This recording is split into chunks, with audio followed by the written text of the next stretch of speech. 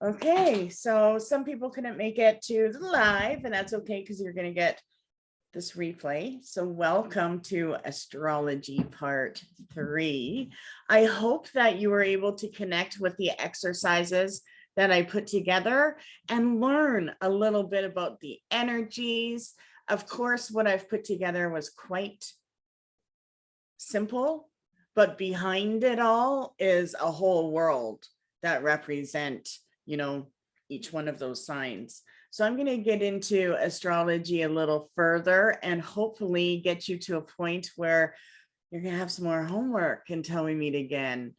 So memorizing the zodiac is good, right? If you can name all 12 zodiacs, then you've got that. So practice the zodiacs.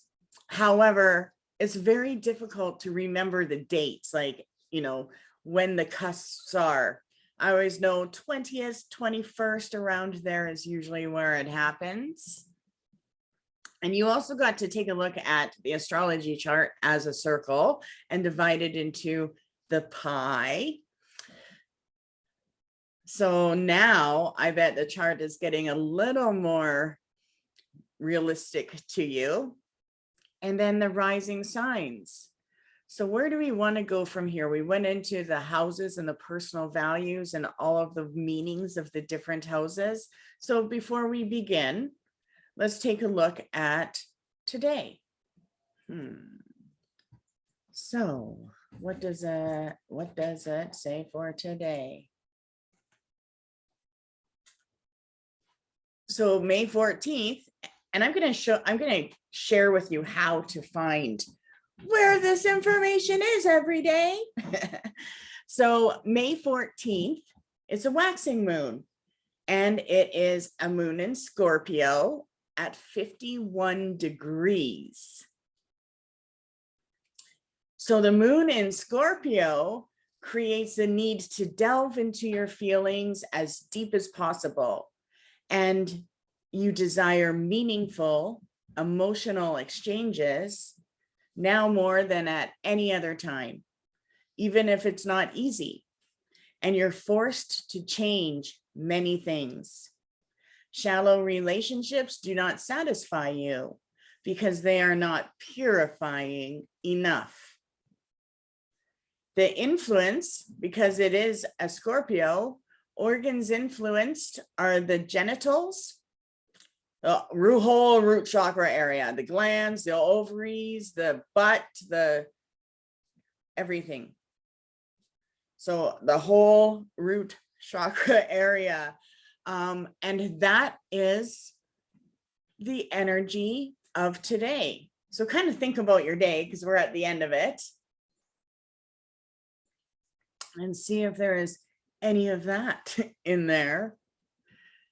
And if not, it doesn't matter. But if it does, then you know that there's influences. So our organs are influenced by the moon.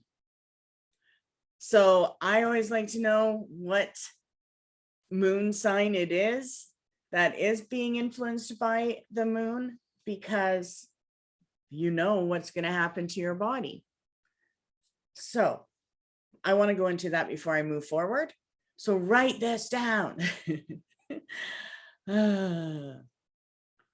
Well, you don't have to, you have the audio. Okay, so I'm going to start with Taurus. So the Taurus moon sign influences the neck and our vocal cords, as well as the throat and the thyroid gland. So throat chakra.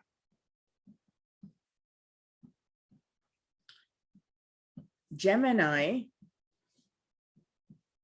is the shoulders and the arms and the hands, as well as our lungs.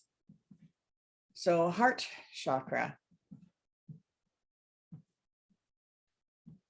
Cancer is the stomach and the breast. So the breasts are part of it, the stomach and the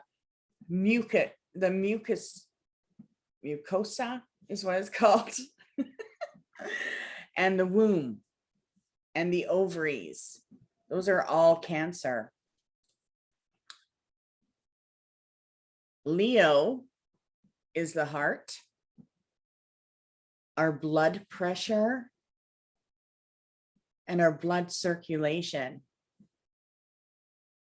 as well as the, what is that major artery, aorta. So Leo energies. And you know, what's also good about this, I should mention, is when these signs are in power, and these are the body things that are influenced, it's also the time where we can heal them. So maybe it's like, oh my gosh, my blood pressure you might realize your blood pressure changes when Leo is in power, right? Well, you can also do healing that day, whatever healing it is that you want to do. So blood circulation is Leo. Like, think about the lion, right? It makes sense because that does represent our shadow selves as well, right? And our sense of protection is all connected to our blood. Virgo is the pancreas, the small intestine, and the digestive tract.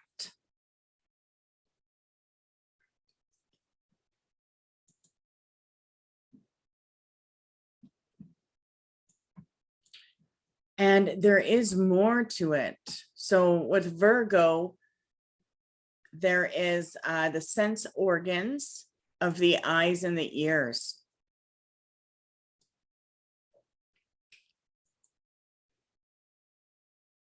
Libra is the kidney. It's so true. Oh my gosh. Sometimes at the end of the day when I'm worn out, or the morning when I'm like, my kidneys, they need water.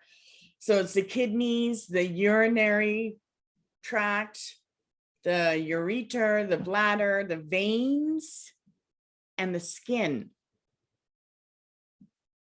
So skin healing is good. Let me see.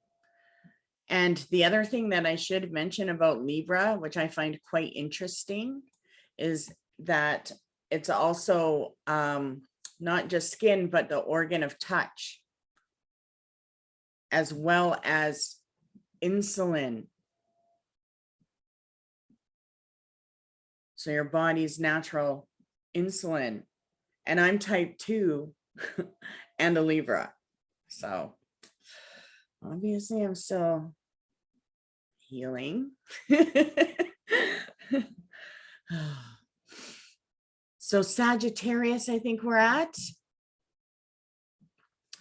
is the liver, the hips, the thighs. So solar plexus and down, or belly button down, is actually. And as well as ovaries. And that's quite important because the ovaries are actually go into power with many different moon signs, right? Because you got to think about the, ovulation is connected to the power of the moon. So if people are having difficulty with pregnancy, Scorpio sign, when it's in power, can help that, build strength in that for fertility. So that was Sagittarius or Scorpio. That's what we did today. That's today too. Was I at Sagittarius? I lost myself. Yeah. Did I do Sagittarius? Lips? Yeah, I had liver, lips. Okay, liver, liver, lips. That'd be disgusting. Don't come at me with those liver lips. I'm so Okay. Capricorn is backbone. Your backbone, your joints. So even my elbows were affected today. Joints, knees, skin, and hair. So back. You know, I never really noticed my back in December. I wonder if it is different than other months. I'm gonna have to pay attention to it this year. Aquarius are our calves, our ankles, and our shins. Is there anything else with the Capricorn? Oh yes, Capricorn is the organ of balance. So anything that has to do with our organs, our skin, well, we are an organ. So it is good for balancing our body.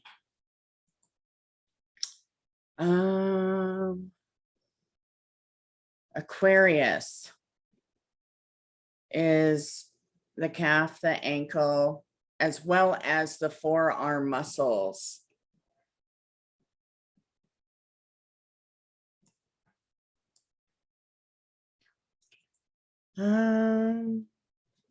I believe, okay, Pisces, feet and toes, and the pineal gland. So our feet and toes are connected to what? Our third eye? That's weird.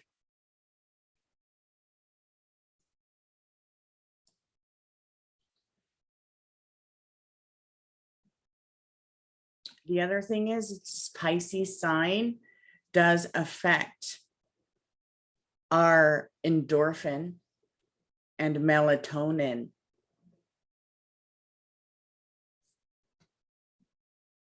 Levels are natural levels.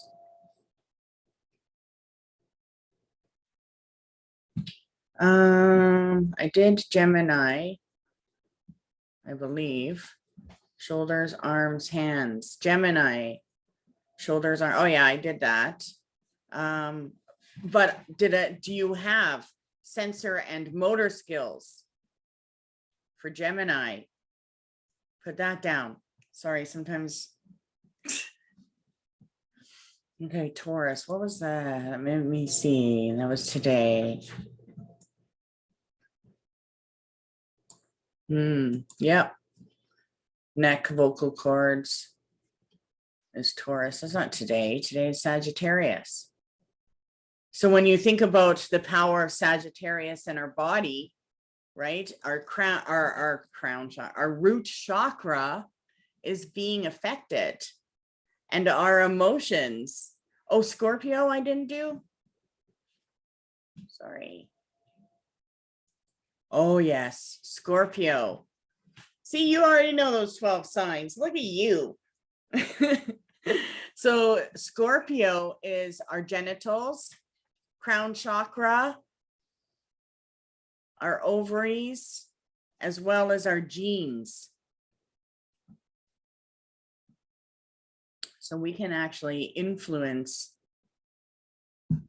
our DNA when under the Scorpio moon. And, you know, it's interesting because you can actually create, you know, healing circles that do have to do with the astrology of the body, right?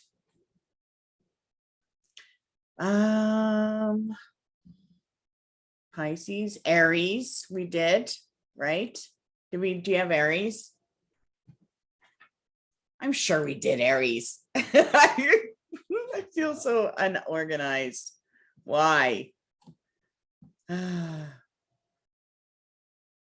Head, teeth, and tongue for Aries.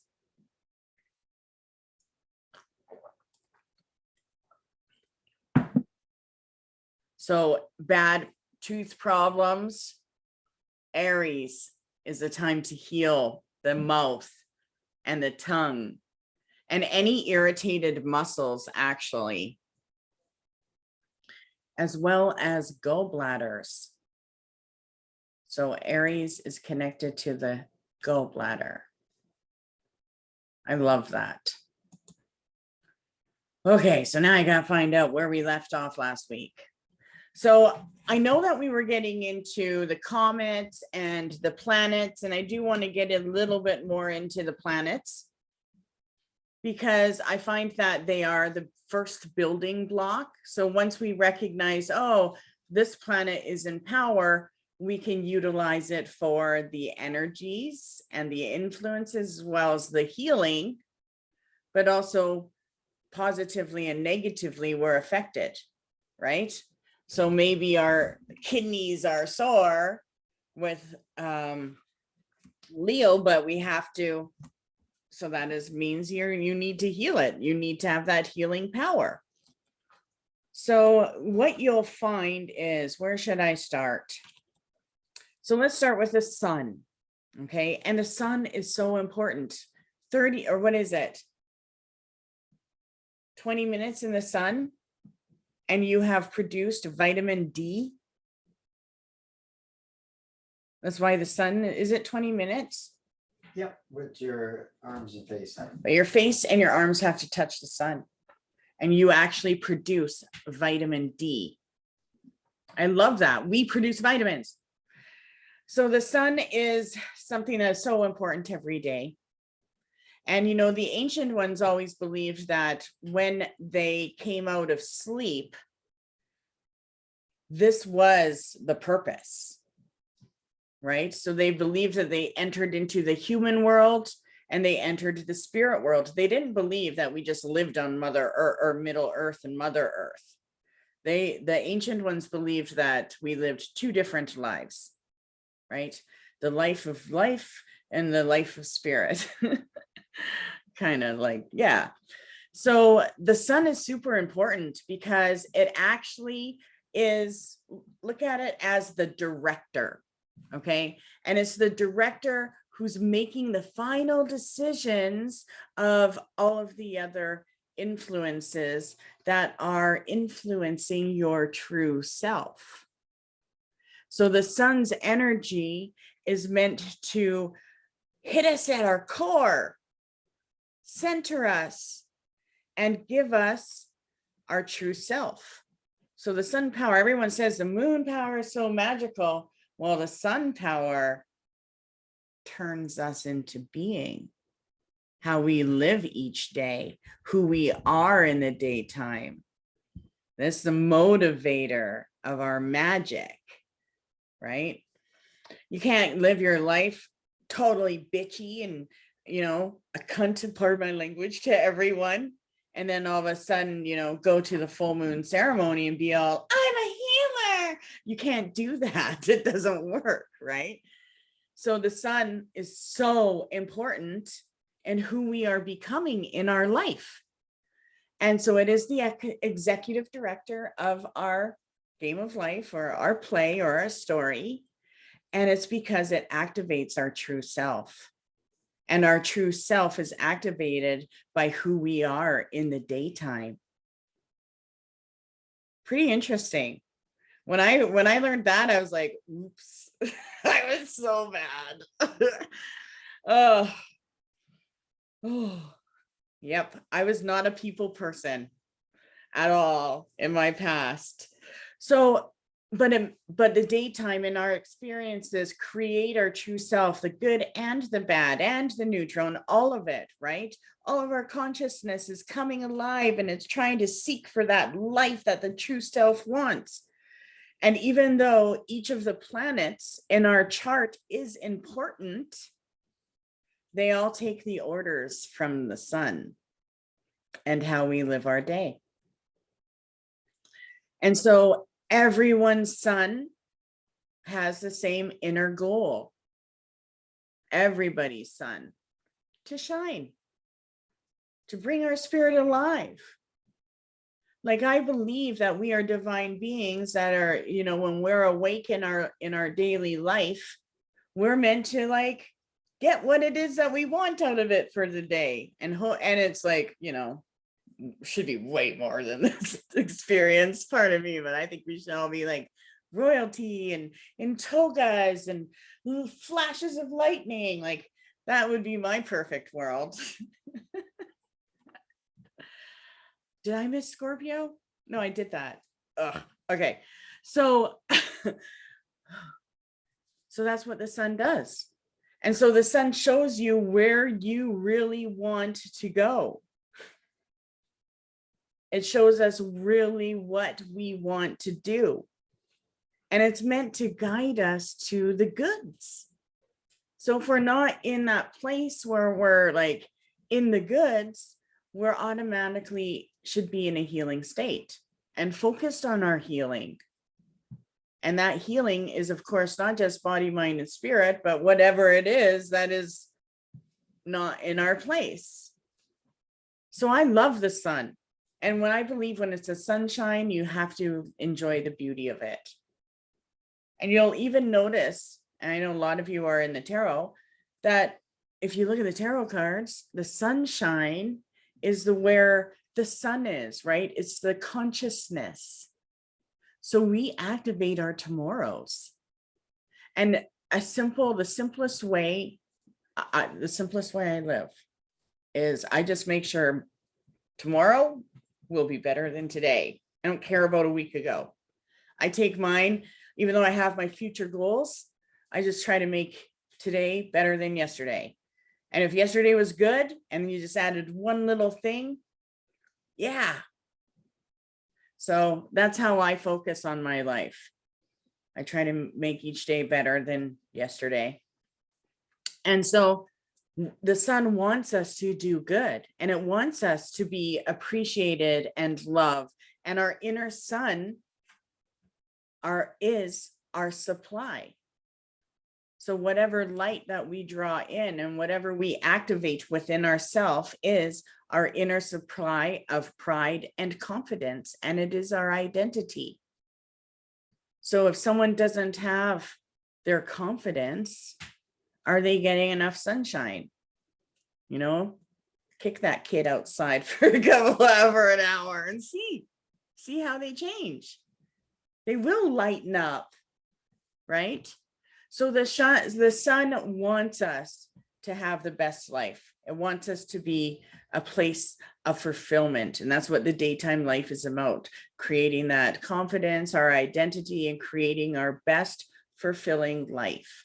And the sun shows how to focus in the moment, in the day, you know, where all of the world's intentions are active and they're all directed. Like think about the chaos of energy, but also the natural formation within it. Like it is amazing. And it branches.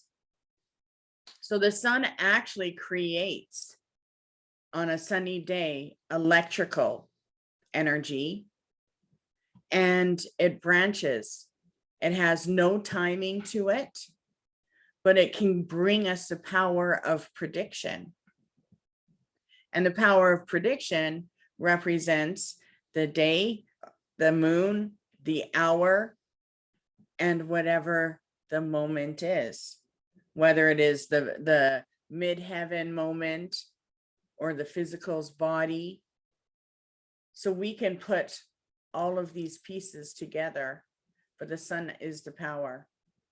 Let's go into the symbol for the sun. I mean, it's on your sheets, but the circle and the dot in the middle. And you know, something that I found very interesting about that is that symbol with the circle and the dot is thousands of years old. Thank you. And I found that it was the ancient African symbol for the sun. It is a Native American ancient symbol for the sun. So all over the world, thousands of years ago, when there was, you know, whatever going on, many different cultures used the circle with the dot inside as the sun. I love that. That was not a good circle. But either way, let's go to the moon. So the moon energy, the magic, the hidden stuff. So we have the sun's influence, and then we have the moon's influence. So the moon is a good place to begin to understand qualities. And these qualities are influenced by water. So the clearer the night, the more powerful the water and atmosphere becomes. The denser and the foggier, the less. So when we are looking up at that beautiful moon, or we see it shimmering in the water, that's when we want to just take a deep breath and breathe in the power. Just looking at it and breathing it in will bring the influence into your being. And she represents the moon. She represents the hour. She represents our interior, but it's the softer, the quieter part of our interior, not the beast. And she recalls our memories. So whenever we have flashes of the past pop in, moon power is in place. And she also represents our fears and dreams. So many people don't know this, but if you have fear, that is the urge and the magic of the moon trying to break through it. So I always pay attention to the fears because they don't exist. But when they do come into our mind, I know that there is power there and purpose. I love it. And I know I need to break the boundary because that's the boundary. Fear is a boundary. It's a new level. You're breaking through. It's that, I don't know what people play video games. There's that final level. That's our fear and our dreams. So she is the moon is the energy who oversees our department of feelings. She's the bringer of our moods. So you could actually take a look at what mood you are mostly in and see where that fits. What sign is your moon activated by? You might be a Libra, but maybe that your mood is being influenced by a Virgo power. Oh, well, maybe you have a husband that's a Virgo. So all of a sudden his influence is stronger than your own. So it's very interesting to know how you are feeling and where it represents and connects to the power of the zodiac, because you might find, oh, it's planetary. Oh, it's my son. Oh, it's my, best friend. Oh, it's my boss. And you could actually see who is overpowering your life. So for example, for today's energy, right? Going into tomorrow, it's Sagittarius. So what is that mood? Where's the Sagittarius energy influencing you? So the moon represents our moods. The great moon word actually represents mood. That's what it meant. And the moon's house and placement in your chart reveals how your intuition works. How interesting is that? Now, you guys got to go back to your charts, right? And take a look at that. Read your chart and see. So the house and the placement in your chart reveals how your intuition works, including your psychic pathways and what your emotional needs are. There's the power of your fulfillment. It's not somebody else. It's what's in your chart, right? And those needs are, it will also tell you not just what those emotional needs are that you need, but how you want your needs to be met. The moon tells us.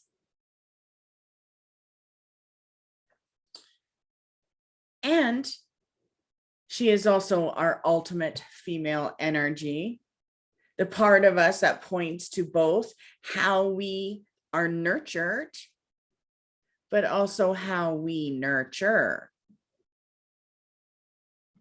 And that is the power of the full moon. How we nurture and how we get nurtured. How we nurture others, how we nurture our body. And in the body, the moon has a jurisdiction over our breasts, our womb, and our ovaries, as well as our fluid. So she rules over our body fluids, as well as the internal ocean that keeps us alive. I know it's not like magic, but I have to say, like, ocean to me, I live by right on the ocean, but ocean to me is like a god. Okay, like I can look at the ocean and I know how the energy and what influences are coming through just by looking at the color, looking at the sky, looking at everything. The ocean to me is like the ultimate. It saved my life so many different times by bringing me guidance at the ocean. And I'm an air person. So isn't that interesting about the moon? Put down if you like that. Do you like how the moon is your mood? I love it. And that's why every full moon ceremony has a different influence. So when you learn about the powers of the 13 moons, you can walk such an amazing cycle. Yeah, it does make sense. It's amazing. I love that. So Mercury, let's go into Mercury. Mercury retrograde. We're going to get into that too. So the Mercury, so think back when the gods and the goddesses were thought to be in charge of all of the affairs of mankind. Okay. Mercury shuttled messages between the gods and humans. So Mercury is a messenger. Mercury gives us messages. In today's world, computers would be known as a power of Mercury because we can find out anything. It's like, my mom actually believed the cloud was God. I'm like, Mom, it's like a technical thing. She's like, no, that cloud thing, it's God. It knows everything. And it made me think. And I could see her point. And that's why I say, like, Mercury is the computer. It's the telephone, right? It's the internet. It's the internal computer that constantly feeds us information about the world.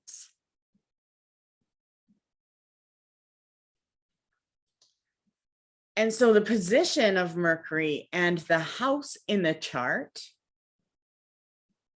will tell us how we reason, how we think, and how we express ourselves to others. And so you could say, while you're interpreting a chart, the Mercury in your house represents, this is how you think, right? So you can create something off of that. So it's how you express yourself to others. And you'll also recognize it in your speech patterns.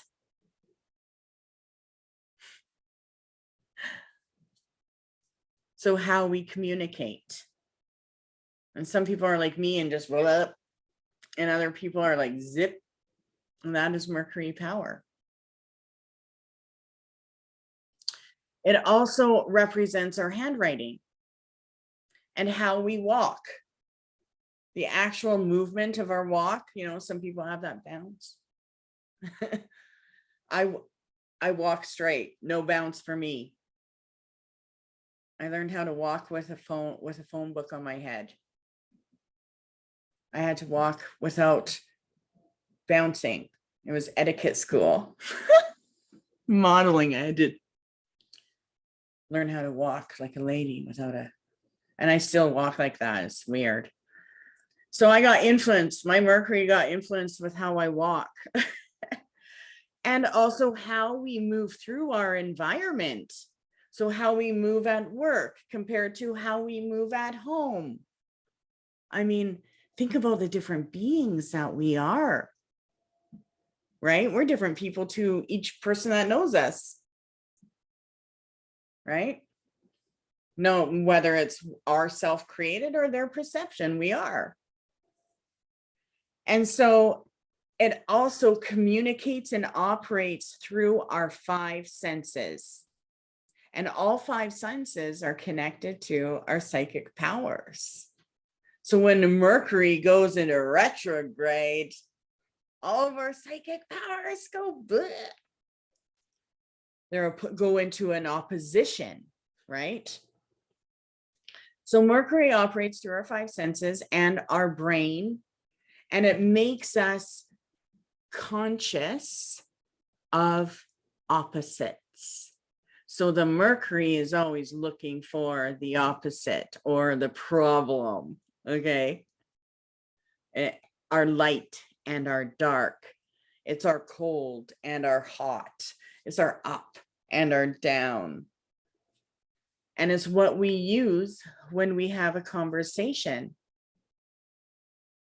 or when we look at another person. So when we look, Mercury creates the perception. And after it, let me see. So yeah, it can interpret symbols. When we look at magical symbols, Mercury interprets that power.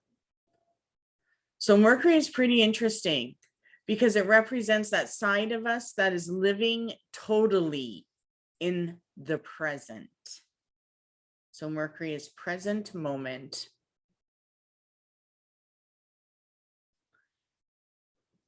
Venus. Venus is one of my favorite. I'm Libra, Venus, and that is one of my connections. And I love Venus because she was actually created by the foams of the ocean.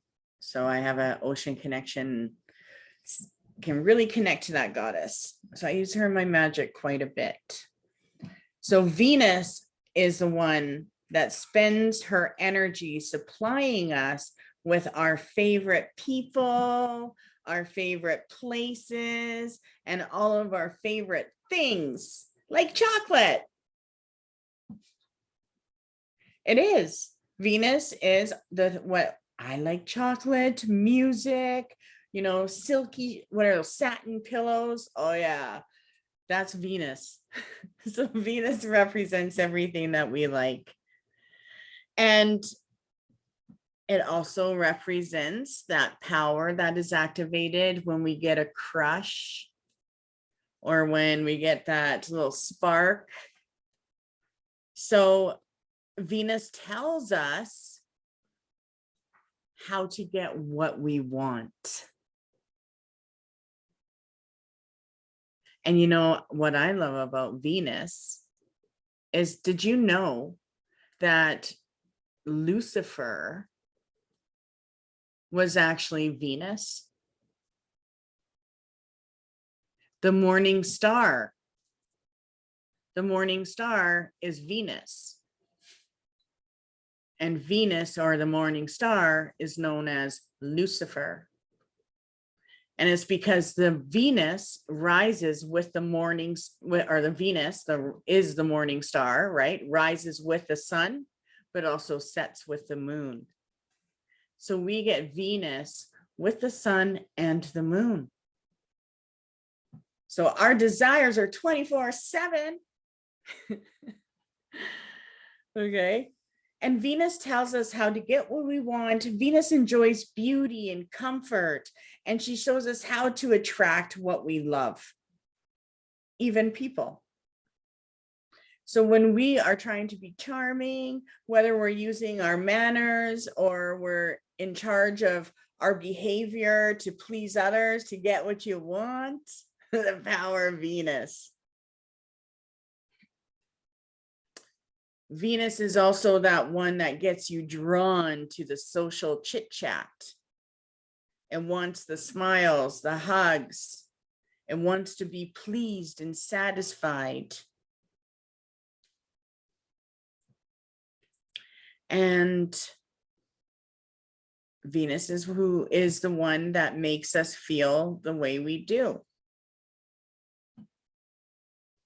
Now, even though this is a magic, but Venus's symbol is the dollar sign. And so since money is one of the ways that we can draw objects that we love to us, she is in charge of all our finances. And she relates to our senses. Our sight, our smell, our taste, our touch, and our sound. Same with Mercury. So both those planets influence our psychic channels. But she is in charge of our body's receptors. So you know when you get that feeling, when someone gives you a feeling, that's Venus. That's why you want to honor your feelings. And she senses what feels good and what doesn't. And she responds to our desire for beautiful surroundings and comfortable clothing and fine art and all the things that we want in our life. I love Venus. So Venus, when Venus is in power, that's when you want to go on a date if you're single. And you will really be clear on what the goddess or the planet Venus feels about the person you're on a date with. You'll get her interpretation. Let's go to Mars. So Mars, remember, men are from Mars, women are from Venus. So we might as well go into Mars next. So Mars is in charge of our self-defense.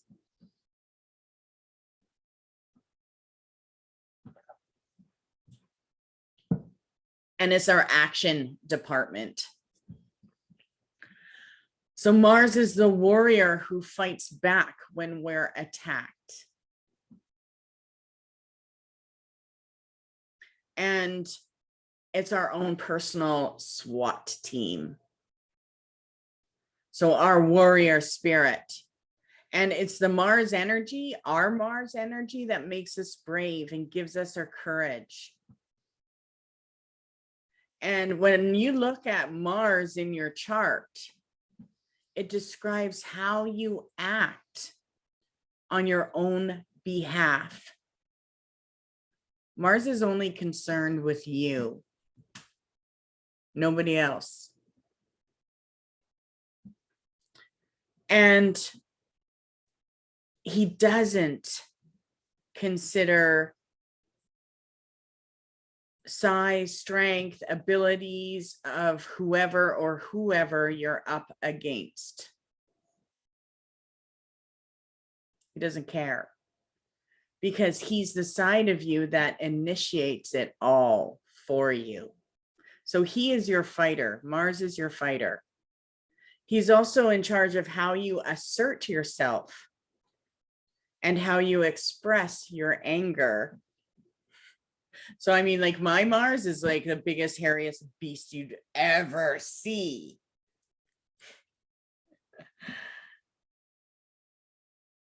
So he is our hot under the collar, that beast that wants to rise, when we're seeing red, when we get fired up, that's our Mars.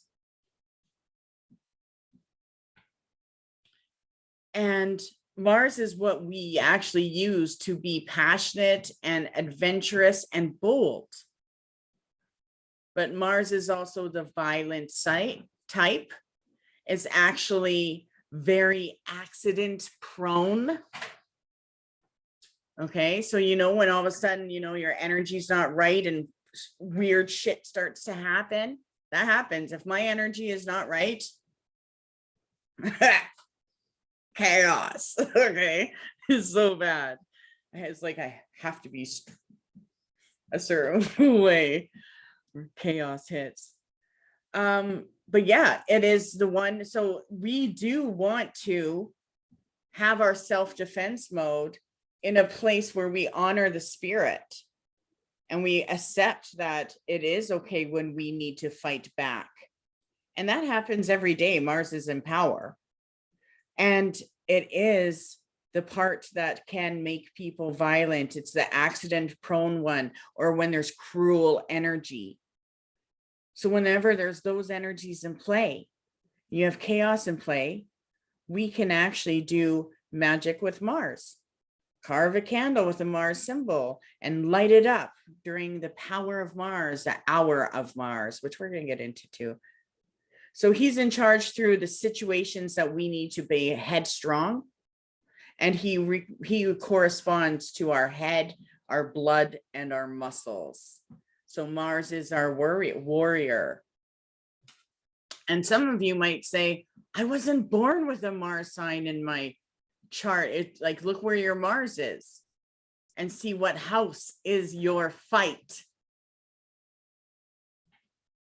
Jupiter is known as the great benefic, and his department is all about abundance and growth. So you'll see, like, you'll see, money candles will have the Jupiter sign on it. And he is a side of us that's positive, it's optimistic, wants to give and help your family, and is the generous part of you. And he's where we keep our supply of laughter. So he is our happiness, our enthusiasm, and our high spirits. And so if that is missing, or if that is lacking, what house is the Jupiter in? Right? Because some signs, they might not get that energy, or maybe something traumatized happened, right? So our laughter, our enthusiasm, our high spirits, our money is all in the same house. And that's why you have to, your currency, your health, and your wealth are connected. So his energy is about expansiveness. It is about the future. It's about the high spirit energy that motivates us to travel. Jupiter motivates you to take classes. Oh yeah. Jupiter said, take the astrology class. Right? Jupiter is the one that wants you to meet new people. And wherever you look and you see Jupiter where it's placed in your chart, then you'll see your network of friends. What other signs are in that house? Because those are the people that are most compatible. So in the charts, always look Jupiter and the other signs around it. And you'll be like, oh, you're compatible with this, this, and this. I love it. You can actually predict relationships by where the Jupiter is and what signs are around it. So Jupiter wants us to meet friends, wants us to meet associates, people that we can visit, people that we can count on, people that we can learn from. And Jupiter is the side of us that causes us to experience, that grass is greener on the other side syndrome. Jupiter wants us to always look for more. It wants us to go for more. So Jupiter is the energy that we are using when we find ourselves, if we're being excessive, too excessive, or wasteful, or if we're overdoing things, or we're blowing something out of proportion.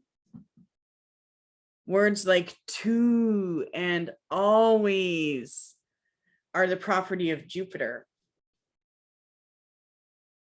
So you can actually do writing using always and more. So the words always and more bring Jupiter into power, and better are words of power for Jupiter. And Jupiter just loves to make things happen. They want things bigger and better. So in our body, Jupiter corresponds with the liver. And the liver is the organ that filters what we take in. And it gets rid of what is excess. And so Jupiter represents our physical growth and healing. So if you look at the Jupiter symbol, the curved, I always say it's like the 2 and the 4. It's like a 2 and a 4. And if you just put that on your water, right? Intentionally just put it on your glass with your finger 3 times before you drink it, you're activating a healing power. I want you to do that until we meet again. You have your glass of water, put the Jupiter symbol exactly how I'm doing it. Just draw it. You don't even have to know what it means. And then drink it. And see how it helps heal you.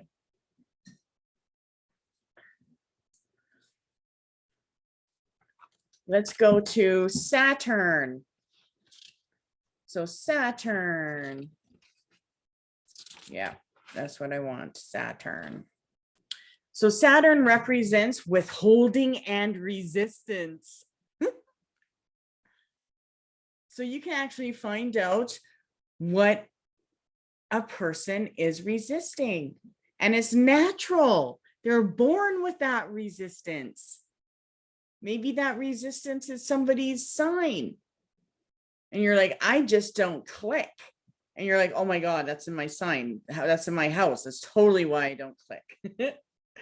I love it because it just makes so much sense when you really take a look at all of these things. So Saturn is withholding and resistance to change. That's what you have to beat and block. It represents our boundaries and our rules department. So when you take a look at Saturn in your chart, you want to find out where you built up walls that keep change out. Where you may find that you're blocking yourself at times.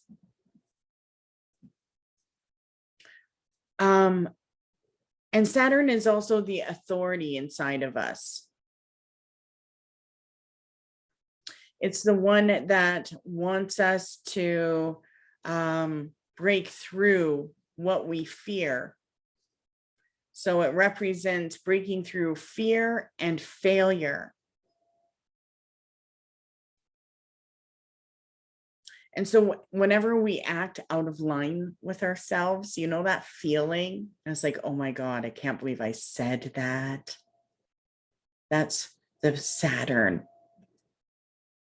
Or if someone flips you the bird and you feel it all day, that's Saturn. So it's activated. So anything that is inappropriate, even our failures or the things. But Saturn teaches us to respect people, especially our elders. And Saturn is about following the rules. So our personal morals and rules are what is clustered around where our Saturn is. And that's why everybody's morals are different. And Saturn also is the one that wants us to create our facts until we know we're ready. So Saturn's the one that will be like, you're not ready yet, and you'll get those nerves, or you'll be ready and you have that go and that drive and you break through it. It's also where unexpected things can happen. So when, those unexpected influences, when you look at your Saturn in your chart, the influences of patience and endurance and responsibility and unexpected things are all in that house. And this planet is so fond of boundaries that it's also in charge of our organization skills. And in the physical body, Saturn correlates to our bones and skin. All of the structures that hold our body together.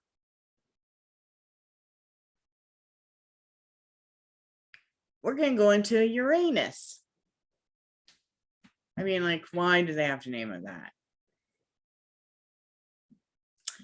So then Uranus, there's a spot in everybody's chart where independence is the order of the day, and where it rules what we are specifically made to be broken, and to where our personal freedom is activated. So Uranus represents our personal freedom, and it also represents the department that one never knows. So the unknown. So when you take a look at Uranus in your chart, it's all of the shocks and surprises. So you can look at that house and you'll be able to understand what shocks and surprises and sudden reversals were destined in your life. And our Uranus energy is what makes us and wakes us up to how we feel, especially when we break out of our ruts. So it sets us free from our ruts, and it is our own wizard that is involved with the communication of our body, mind, and spirit. So it is our own personal wizard computer. And it's also where we are strong. So Uranus represents our strength in our chart, but also where you will be strong too. So this is where you'll have to use your potential and your genius power, where we're bold enough to ignore the old way and solve the problems of our house. So within the house of Uranus, all of those unexpected things that we can expect because it's in our house, right? Those things can represent, we can find our breakthroughs. That's where we can change our destiny. We can break the problem and create a whole new way. So it's pretty scientific, because that is the house of breakthroughs. And it is inspired through us, through our lower part of our legs. And our lower part of our legs, our calves and our ankles, were actually are, I don't want to say were, I was going to say something else, but it like came, I got were, and then it disappeared. So I'm going to move on. So the part of our legs, including our calves and our ankles, represents and works with our central nervous system. And so the ancient ones believed that how we carried ourselves how we walked in our world was inspired by Uranus and created the breakthroughs that we needed. Neptune is next. And the next time you feel yourself go like this, the next time you sigh or you feel yourself slip into a daydream, that's Neptune's energy. And Neptune is in charge of romance, nostalgia, and magic.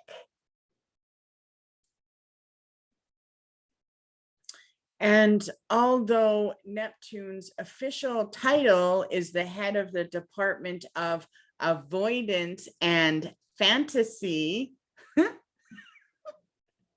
yeah, those are housed. That's what Neptune is, avoidance and fantasy. So a it's almost like a Polarian type of energy. It also represents the most creative energies as well because of those two. And so Neptune is the creative energy that we create on our own. It's our own personal essence. So wherever Neptune is on your chart, that's where you're psychic. And it's also where you're capable of amazing sensitivity, but also the power of communication with others. So using your psychic skill to speak. And it's also the house that lets us know how we connect to the less fortunate. So people who are less fortunate than you. And it's also the energy that helps us where we're drawn to charity and helping, because we realize that we're all part of the bigger plan. So we can actually find out what is our psychic magical power? What is the plan that our essence holds? Who are we? Magically, we can look at Neptune for that, because Neptune is part of the bigger plan, and there's no boundaries between us and what is out there. So whatever is around Neptune is a combination of our sensitivity, our reality, as well as our magic, and we can mix them all together. And so this is the place where we can find out where we'll try to escape. It represents our sleep, our meditation, and our prayers, and how we use these higher energies. I know it's a lot to try to write down, so you might have to re-listen, okay? And you'll get a little workbook as well. So Neptune's energies represent the place in our chart where we're equally capable of fooling other people. And we're able to also use that ability. And it was used to fool others to get what they want. So Neptune tells you, what is your special connection? In the old days, people used the energy of Neptune and the house to find the connection to poisons and viruses that would invisibly affect our body. And it represents our body's immune system. So how do we keep out barriers? Or how we keep out the things like our barriers? Pretty interesting on that, hey? So we can actually see how powerful our immune system is by what is around Neptune, or what house Neptune is in. So Pluto is our head of death, destruction, and decay. Department of Death, Destruction, Decay. And Pluto is in charge of things that have to happen. And it disposes of situations that have gone past the point of no return. So Pluto is where we can see what we are meant to let go of, including people, right? So take a look at the signs that are in the house where Pluto is. And so the power of letting go is Pluto, and it also oversees sex, reincarnation, recycling, regeneration, and rejuvenation. So say you have a grandchild sign in your Pluto, connected to your Pluto, or wherever the Pluto's house is, right? You can find out if a family member is reincarnated.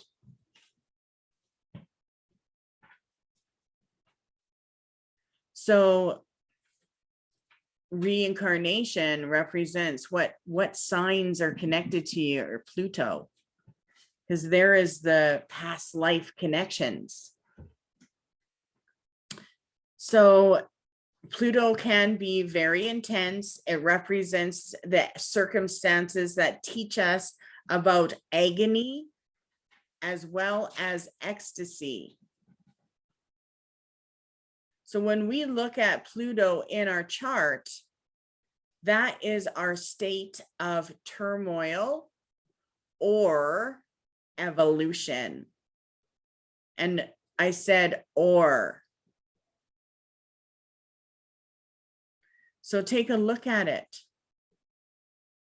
So you can find out what is destined as far as your own personal turmoil or the turmoil of others or their evolution, and what will be going on to change it.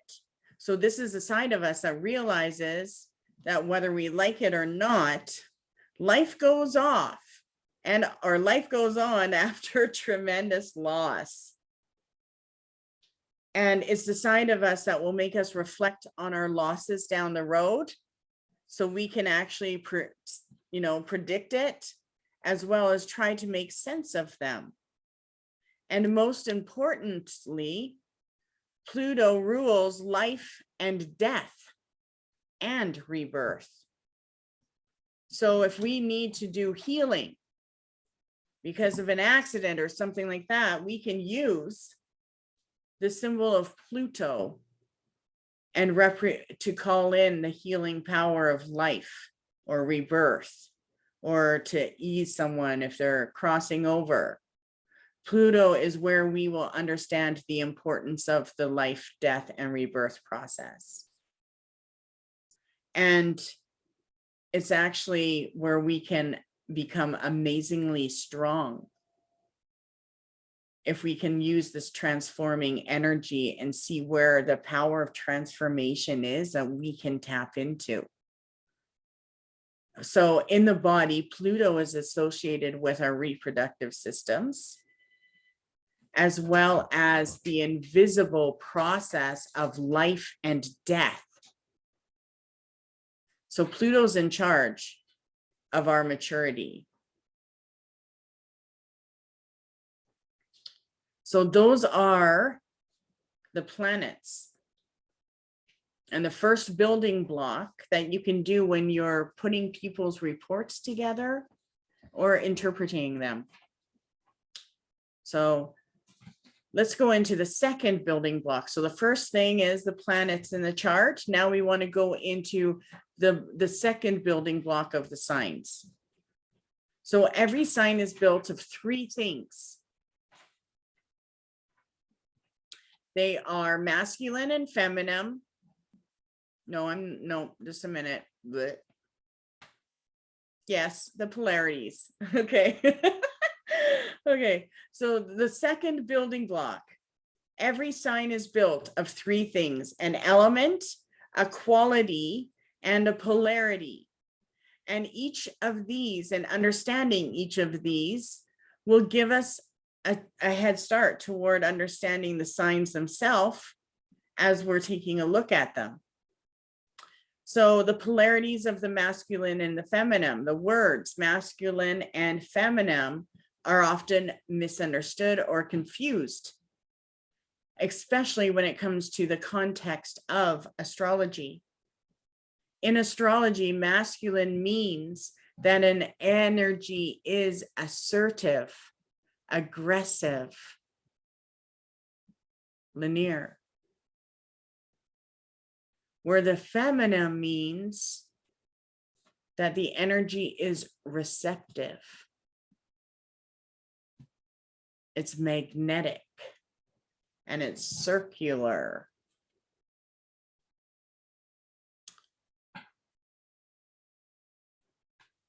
So we want to think of the circular, the magnetic, receptive in the female. The masculine is assertive, aggressive, and linear. And the qualities that we want to take a look at, the second building block of our charts, represents the way the sign's energy flows. And you'll see in the charts or in reports, it will say cardinal, fixed, or mutable. So cardinal, fixed, or mutable show the way of the sign's energy flows.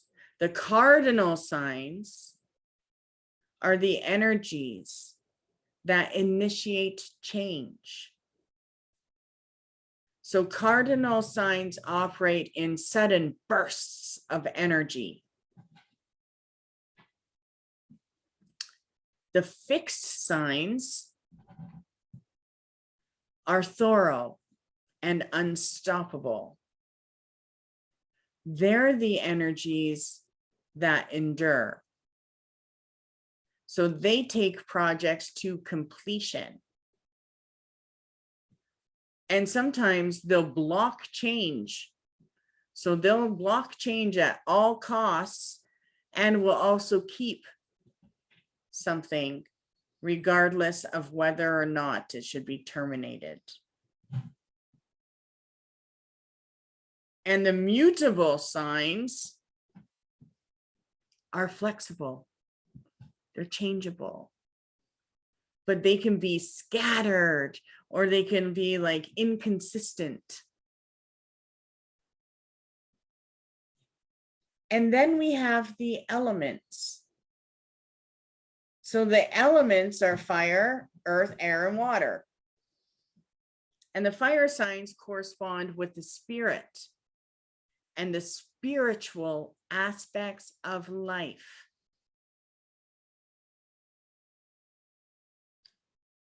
Fire inspires action, attraction, attention, and love, spontaneity.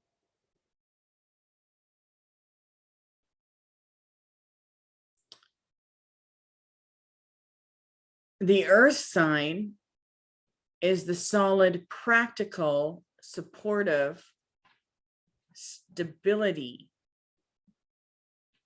And it is as reliable as the earth under our feet. The earth sign is our physical energy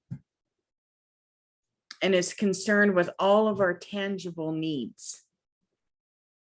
Our food, our shelter, our work, our responsibilities.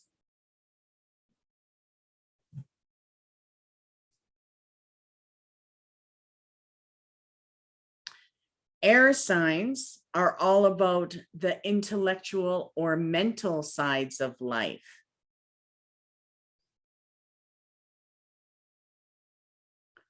Like air itself, it's light, but everywhere. And air loves conversation. So it's communication and mingling.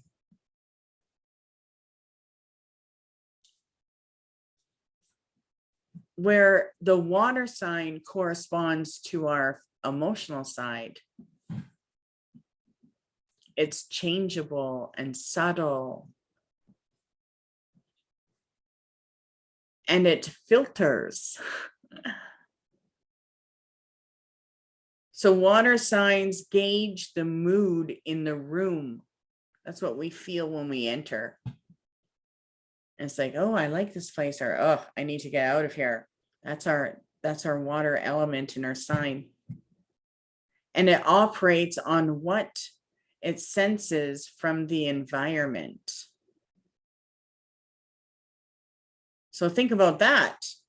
Our emotions are a full connection to how we sense the energy from our environments. And that's why I would say, if you don't feel good, smudge that place. I don't care if you have to smudge it twice a day, do it.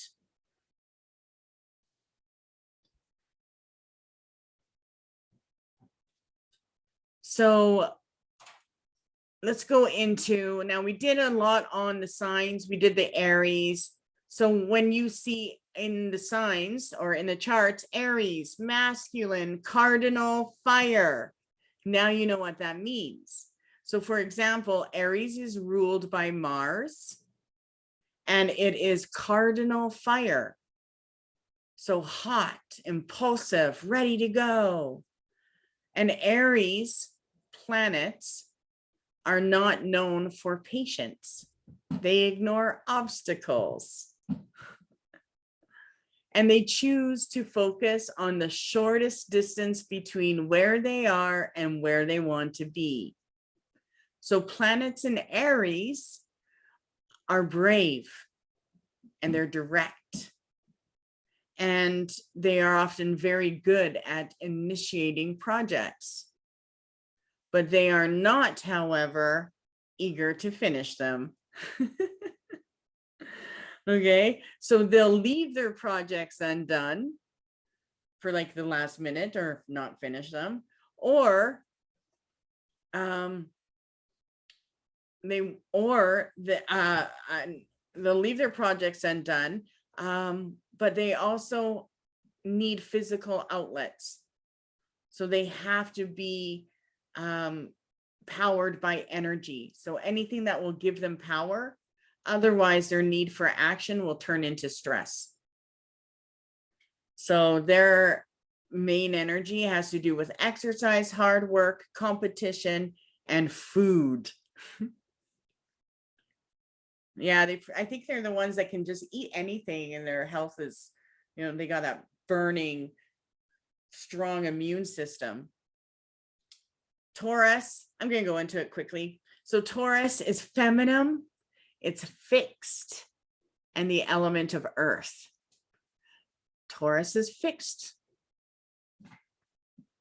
and is an earth sign, which represents endless patience that turns the Taurus planet into a solid force to be reckoned with. And Taurus folks never quit.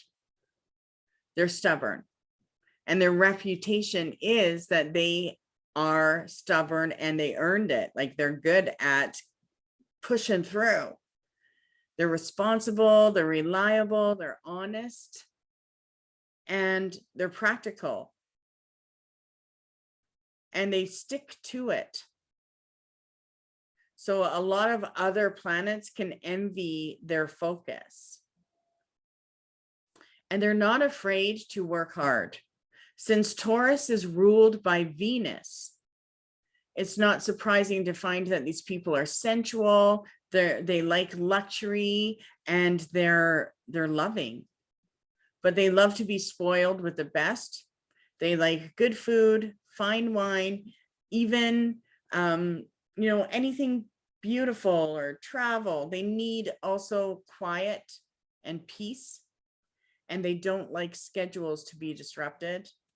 So be on time. Oh, you're Taurus? I'll be there 15 minutes early. And they do need to be reminded that comfortable habits can become ruts. Okay, so they do have to be reminded that, they do need to change things once things become stagnant. So Geminis are masculine, mutable, and air. And this is a sign that is famous for duality and love of new experiences. So Gemini is the communicator. Mutable air, which means changing their mind. So Gemini's planet is meant to be entertaining, but versatile. And this sign knows a little bit about everything. So Gemini planets usually display two distinct sides. Their personalities are changeable and they can be fickle at times, but their sign is ruled by Mercury. So if what you're doing involves talking or writing or gestures, then it's good because they like to work with hand-eye coordination. And Mercury also rules short trips.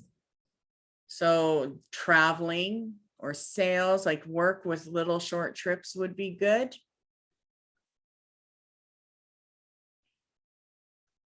But they like to get things done quickly.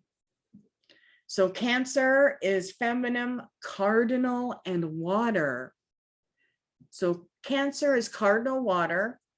That means it's good at the beginning when things are happening. It's also the most private sign. So Cancer types are emotionally vulnerable, they're sensitive, and they're easily hurt. But they need to feel safe. And they like their safety nets or their home. And they like to return to it when the world gets to be too much. So Cancer types say, I love you by tending to your need for food or warmth or a place to sleep. They're homey. And the problem is that they can become needy or dependent or unable to even function unless they feel someone or something needs them. So Cancer rules the home and family, but it's also in charge of emotions. And so we can usually expect a Cancer to operate from their gut feeling most of the time. So if you guys are, if I've hit you, put it on there. Even though I've done your charts, I don't remember it. Leo is masculine, fixed, and fire. So Leo is all of the above, right? Masculine, fixed, fire, and it represents pride and ego. Sun is ruled by Leo and wants to shine and be noticed. So Leo is our natural performers, and people in this sign are also into drama and they attract attention, even if they don't want it. And occasionally, Leo may find themselves to be too touchy or too high maintenance, but they're still generous, even if that happens. And Leos appreciate attention and they like to be praised with compliments or gifts or creative outings. And they're also designed to amaze and delight.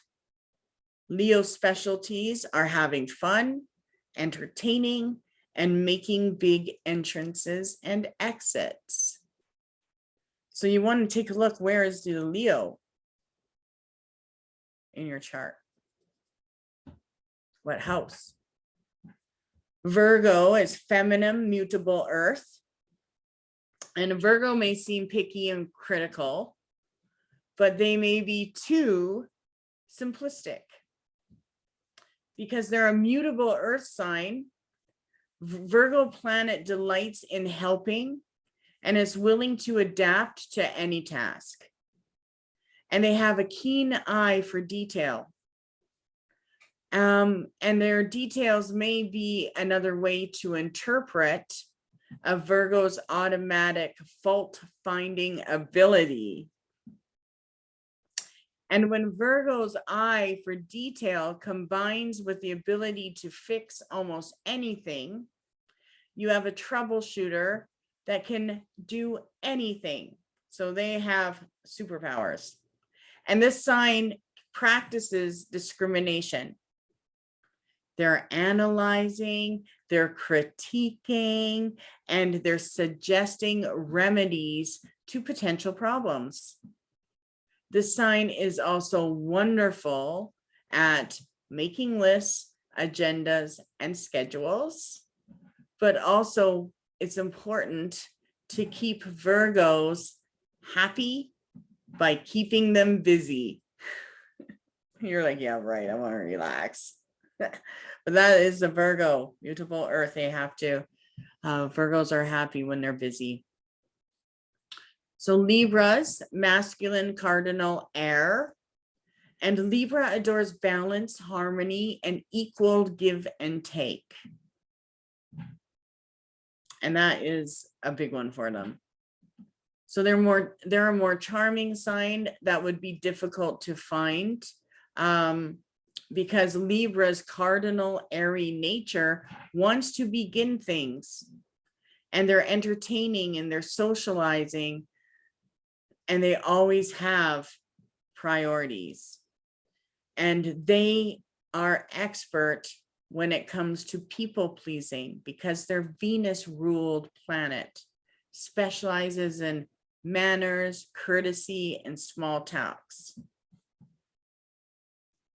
Alone time may be shunned, except I love my alone time and I'm a Venus. And because they're gifted with the ability to pacify, they may sell out their own needs or the truth to buy peace and companionship. Seeing both sides of a situation, weighing the options, and keeping their inner balance is by remaining honest. And Libras do that. Inner balance is important. Scorpio, feminine, fixed, and water.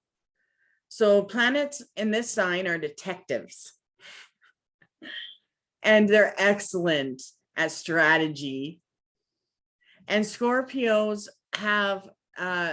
are able to sift through every situation for clues, and they're able to analyze and determine what's really going on. I love that. And they've also been gifted at sending signals back to the environment so they can influence the environment. Remember, they're a water sign, and so they can alter a situation by manipulating their environment with the right word or movement. And Scorpio planets are constantly searching for intimacy. They seek intense, and they may be crisis orientated. That's part of them. And they can be relentless, obsessive, as well as jealous. But remember, this is a fixed water sign, so Scorpios feel deeply and forever. So we want to give our Scorpio planets the opportunity to experience life and death situations. So Scorpios actually will go through more life and death situations than normal. Sagittarius is masculine. It's a mutable and fire sign. So Sagittarius is ruled by Jupiter, and Jupiter spreads its energy. So the planets tend to never feel satisfied or content, and they always wonder if there's something that they can do that's more, that's wonderful, or what's over the next mountain. Like they're always going forward. And I think that's why they have the symbol with the arrow on it. So Sagittarius planets represent our bored energy. If we get bored by our routine, because they're freedom orientated, so they don't like to get bored. And they're generous and optimistic, but they can be excessive and overindulgent. And they adore outdoor activities and foreign places and foreign people and cultures. But they learn by first having the big picture explained, and then they're happy to approach it. So they like to have things like they have to see it before they can act on it. And Sagittarius planets can be quite intuitive. They have a natural gift of prophecy, and they believe in the power of laughter. So embarrassing themselves at times to make someone laugh is quite common. Capricorn is feminine, cardinal, and earth. So Capricorn planets are ruled by Saturn, and they have the tendency to build things. So they like to create a career that's best for you. And Saturn will start up an organization and turn it into a family business. So these planets are automatically the ones that will guide us to run and create it. No matter what it is, we can figure it out. So Capricorn is that structural place. They'll set down the rules, they'll exercise caution and discipline, and then they'll live by them. So they're good authority figures. They're also the sign of whether our sense of success and tradition is strong. So they represent the old-fashioned way, and also paying respect to our elders and family. They want a return for their time. So they do believe in the give and receive what they invest in. And they also don't mind proving how valuable things are. So they do like higher quality things. Earth sign, right? Treasures. Aquarius is masculine, fixed air. So Aquarian planets represent unexpected things because they are fixed with the unpredictable.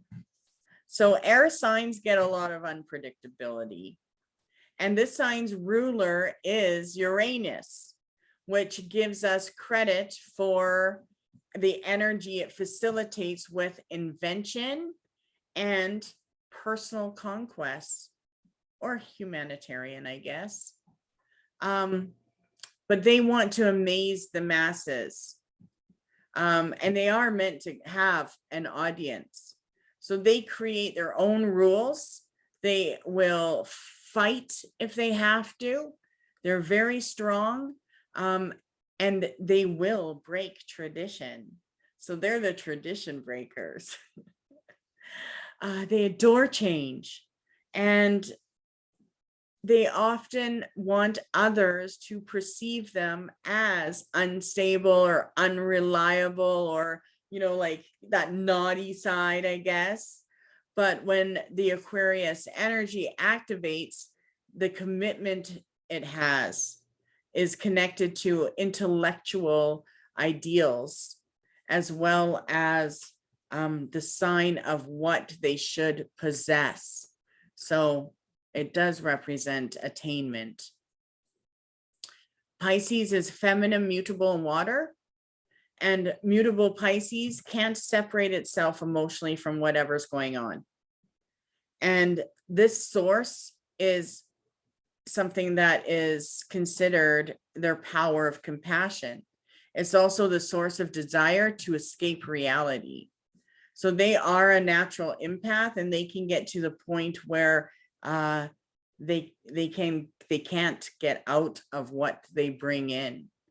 So they are a sign that is able to feel everything, and whether it's good or bad, hopefully better and good, they do need time alone, especially to unload themselves and shed off what they received from people and crowds. And it's exhausting to them, other people's energy, because they just like soak it in like a sponge. So this is where they have a tendency to take on stray people or animals, and they'll watch it and help it. And it's because they are searching for where that healing, that power of victimization.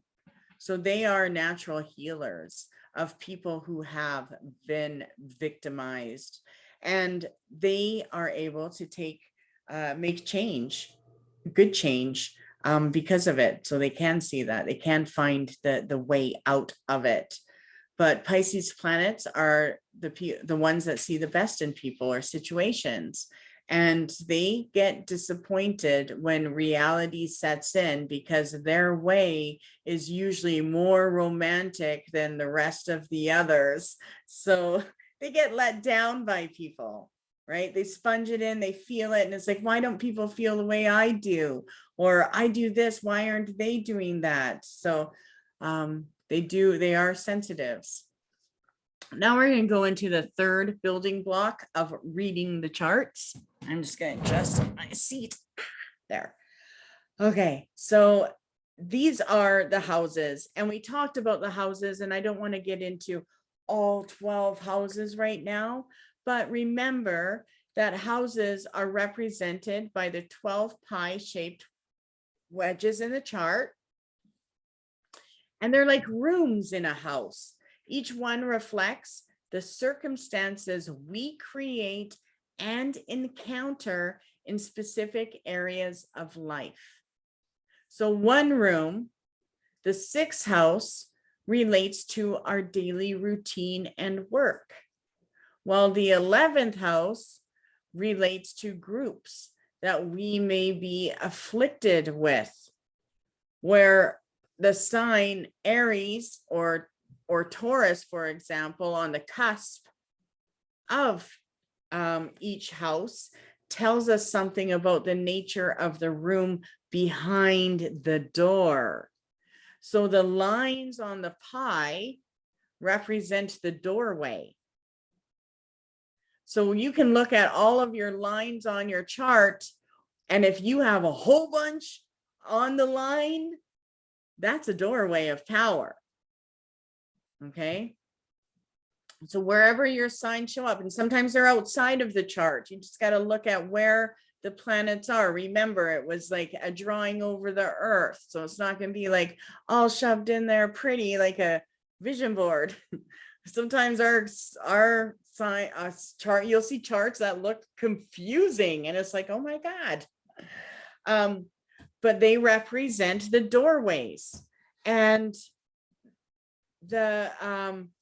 so they tell us what the nature of the room behind the door is. So say someone with a Leo is in their sixth house, the cusp will create different routines and work habits than a person with a Capricorn on the cusp. So the sign influences the type of behavior that will exhibit when those life circumstances turn up. And since the time of day you were born determines the sign of each of the houses, we can accurately create the result of more accurate information from our chart. So those houses give us the information that we want. That's right. Okay, so your son was born on the 21st of June, so he's on a cusp. So there is the doorway, right? Now you want to take a look at the signs that are on that cusp that are influencing him. And of course, the degree, and we're not even going to get into degrees yet. So go back to the houses. I know we went through that last class, and I'm not going to go through all 12 of them. what I do want to go into is the fourth aspect of the chart. So just put number 3, houses. So that was the third building block. And we went through all of that. So for example, yeah, I can't even think about it. So the first house, what does the first house represents? Our front door. Okay. So out of the 12 houses, your first house is your front door. Think of it as the front door to your house.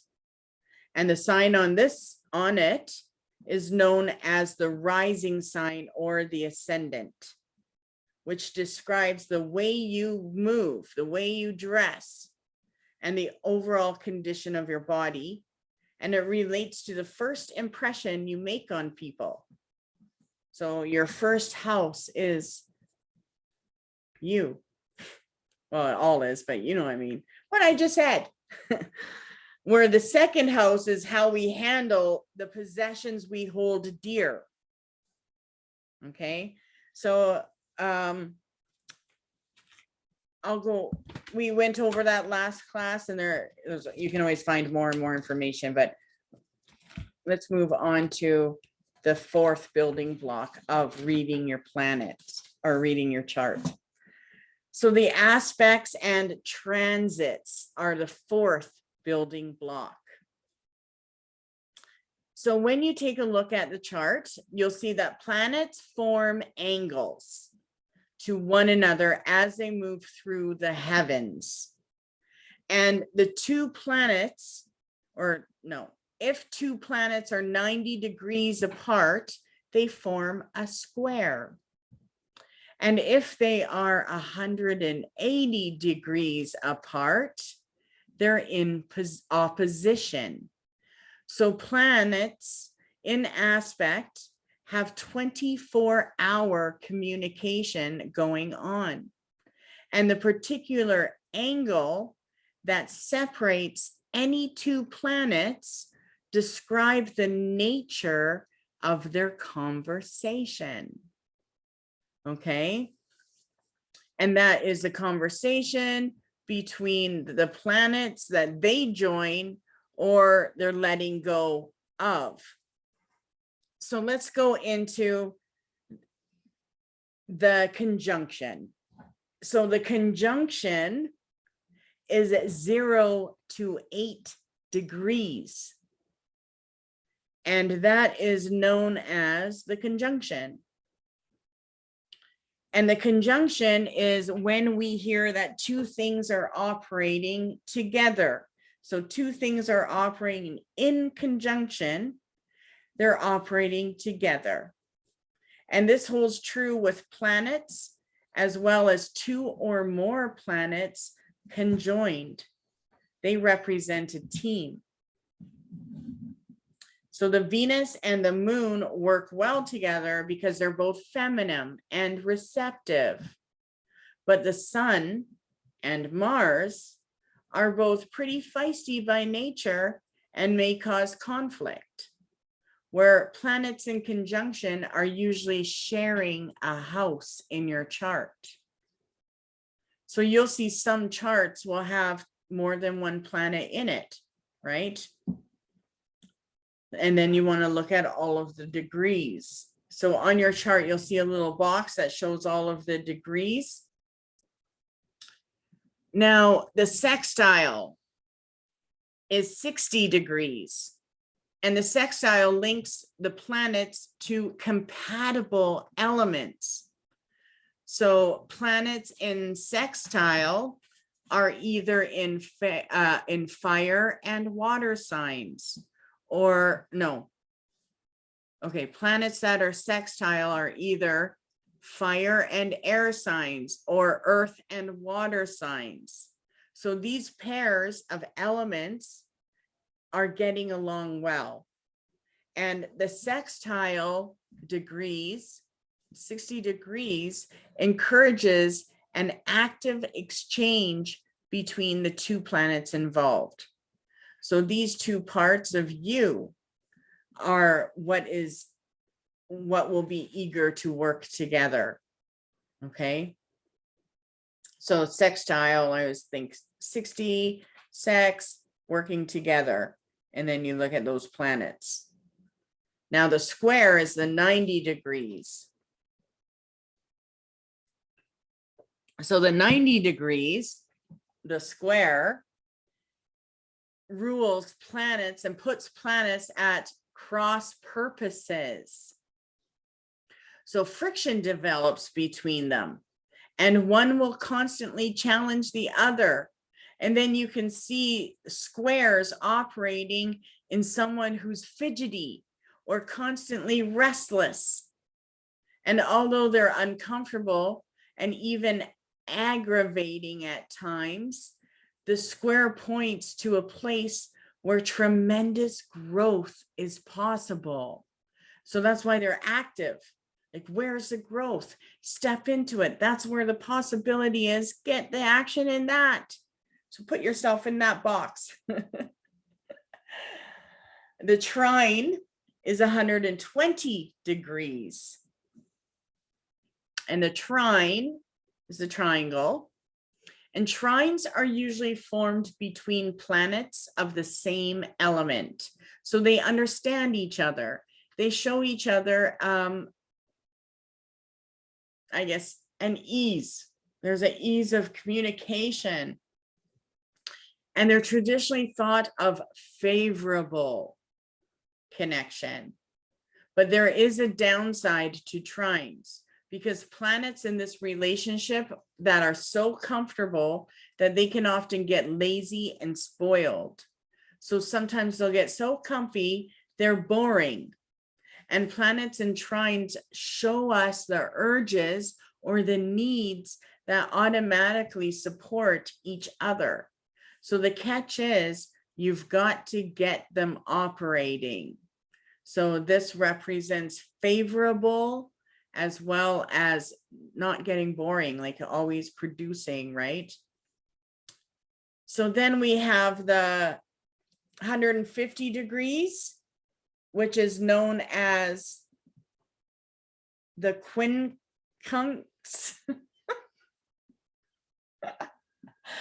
Quincunx. I mean, how would you say that?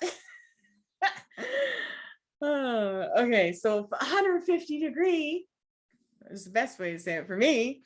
So this aspect joins two signs that don't share qualities. So they could share, they don't share a quality, they don't share an element or a gender, which makes it difficult for them to communicate with each other. It's frustrating. And so for that reason, this aspect has always been considered to require an adjustment in the way the two planets are used. So you have to honor both planets. And the planets in 150 degrees often feel pushed, forced, or obligated to perform. Okay. And they usually seem to correspond to health issues. So 150 degrees will show corresponding health issues. And that's a big one. Then we have the opposition. And the opposition was the 180 degree. And when two planets are opposed, they work against each other. So for example, if you may want something, and if you have two opposing planets, you may struggle with two very different approaches to get what you want. So if Mars and Neptune are opposing, you may receive a struggle between getting a job done quick and easy, or daydreaming about all of the possibilities of doing it. And if it is the two that are standing across from each other, they both have their arms folded. They're just looking at each other, waiting for the move. And that represents the debate. So they're like playing tennis, right? It's like which one's going to like win. And this is where we can break out of the standoff. We have to, by becoming aware of each of these, right? And of compromising. So the 180 degrees usually will show what you need to compromise with. And it will also show the hard aspects of the planets as well as our odds. So what are the odds of the things around that? Now I want to go into, I have to get into a couple more things, so I'm not stopping yet, and maybe I'll just start talking a lot faster. So the other thing that's important is transits in the chart. So transits, the buses. So while your horoscope chart reflects the exact position of planets at the time of your birth, the planets, as you know, move on. And they are said to be transitioning or transiting. So we interpret a transit as a planet in its today position, making it an aspect of the planet in our natal chart. So these planets, transit planets, represent incoming influences and the needs that your natal planets will be asked to handle. So these are destined things you are asked to handle. And the nature of these planets describe the type of situations that will arise. And the nature of your natal planet tells which piece of you're working on at the moment. So when a planet transits through a house or an aspect of a planet in your chart, you have the opportunity for personal growth and change. Every transit you experience adds knowledge to your personality. Okay, so the sun transit. A sun transit points to the place in your chart where you'll want special attention, where that pat on the back, okay, and your appreciation. And here's where you want to shine. So these are often times of public, notice. It's like acclamation, right? Or this is where you're recognized, or you're congratulated, or people are proud of what you've done. So you're hearing that, right? And it also represents our birthday, the day when we're all secretly sure we should have been treated like royalty. So sun transit is our birthday and our feeling of royalty, right? The moon transit. So when the moon touches one of the other planets in our chart, we react from an emotional point of view. So what planet is by your moon in your chart? And the moon transit often corresponds to highs and lows that we may feel. And it may only last a day or two. Our instincts are on high when the moon transit is there. So during a moon transit, we're on high. And we're also able to sense what's going on around us. So we can figure out what it is that we consciously know. Okay. The Mercury transit creates activity in whatever area of life it wants to visit. So where is your Mercury transit? And the subject is communication of all kinds. So conversation, letter, our errands, any type of communication. And because Mercury's love of duality of events will often occur in twos. So when Mercury is in retrograde or in transit, 2, 2, 2, right? Twos happen. And it's because of the love of duality, so things happen in twos, that the trickster is around. So Mercury transit represents the trickster, and we have to try to have some fun with it. So there's a position of having fun, but also doing what we need to do. The Venus transit is when we is when the universe gives us a small token of warmth, or we get affection, or we feel like we get a break, a well-deserved break. And it's often social, or going on a trip, or family, or friends, right? Like things that we are doing more with the things that we love and the people that we love. So it's interested in good food.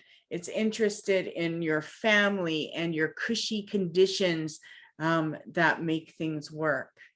So a Venus transit shows a time when others will give us gifts. Okay, the things we are meant to receive from other people in our life. And since Venus rules money, this transit can also show when we'll receive financial rewards. So what is in where's your Venus? What's around your Venus? Because there's your financial rewards. And then you'll know, okay, I can tap into that, right? Maybe it's emotional healing. Like, you don't know, check out your chart now. Mars transit is a house that can indicate high energy. And so your strongest and your restless energy, even if it's cranky and energy, or, that accident prone energy I talked about earlier, remember that was Mars. So when Mars happens along, it's best to work or exercise hard and to consider this energy. So make yourself work hard. You are not too tired, and you are too tired to be mad, right? So the ideal times is to initiate projects that require a hard push of energy to begin. Jupiter transit is when we're in the mood to travel. Like, I'm done. I need a trip. I just want to drive, go out in nature. That is big for me. I like to drive in nature. So mood to travel, take a class, as well as learning something new about the concerns of any house or planet. So your ponder, or when you question your life and what you should grow into under a Jupiter transit, you can take a look. You can take a look and see what chances you should take. It lets you know where you're luckiest, right? Where your attraction to finances and stability and career is. So the Jupiter transit provides opportunities that we want to take advantage of. What opportunities were you destined to receive? Okay. Saturn transit is when we see things as they truly are.